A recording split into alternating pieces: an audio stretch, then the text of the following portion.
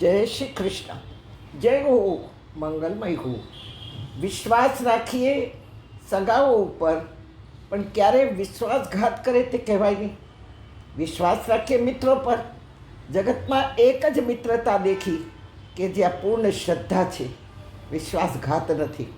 કૃષ્ણ સુદામાની મિત્રતા માત્ર બુરા સમયમાં આર્થિક મદદથી ટકે એવું નથી.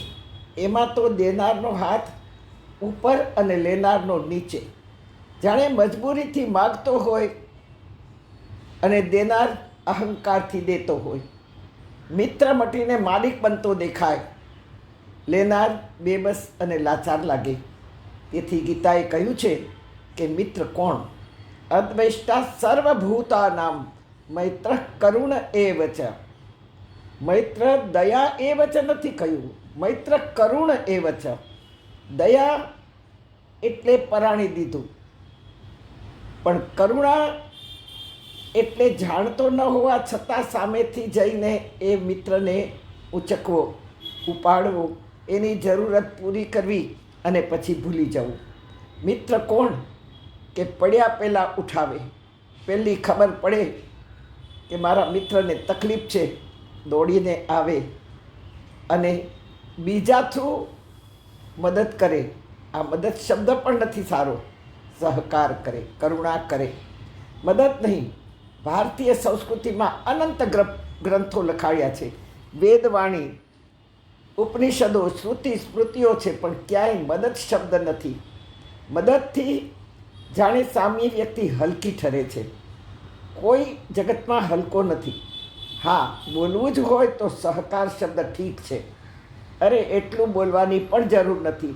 જેને સહકાર મળ્યો હશે, જેનું કામ પૂરું થયું હશે, આપણા સહકારથી જે ખુશ થઈ ગયો હશે, એ સામેથી બધાને કહેશે કે આ ન હોત વ્યક્તિ તો મારું કામ ન થાત.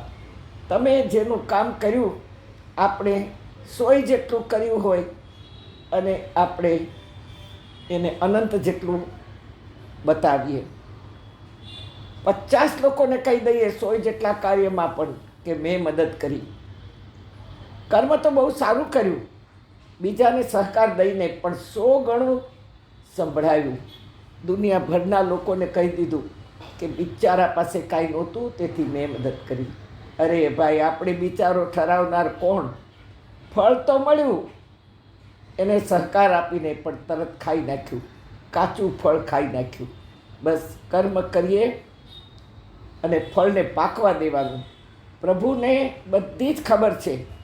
સમય આવશે અને જ્યારે એ ફળ પાકી ગયું હશે અને તે વખતે આપણને ખૂબ જ જરૂરત હશે, ત્યારે ભગવાન સામેથી એ મોકલી આપશે. તેથી તો ઘણીવાર આપણા મોઢામાંથી નીકળી જાય છે કે આવું ધાર્યું નહોતું, છતાંય બધું સારું થઈ રહ્યું છે. ભગવાનની કદી ભૂલ થતી નથી.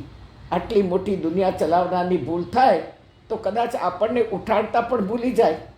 હા, ભૂલી શકે છે, પણ ના, એવું કદી થયું નથી અને થવાનું પણ નથી. મને તો શ્રદ્ધા છે, પણ શ્રદ્ધા ક્યારે પાકી થાય કે આ વિચાર જ્યારે મન અને મગજમાં દ્રઢ થઈ જાય.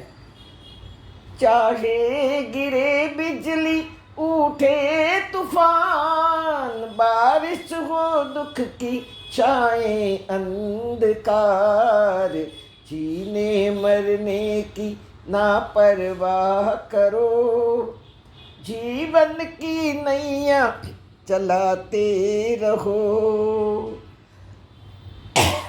કહેવાનું તાત્પર્ય એ છે, આ મન મગજમાં બેસી જવું જોઈએ કે ના, મારો કરનાર, મને સંભાળનાર કોઈ છે, હું એકલો નથી.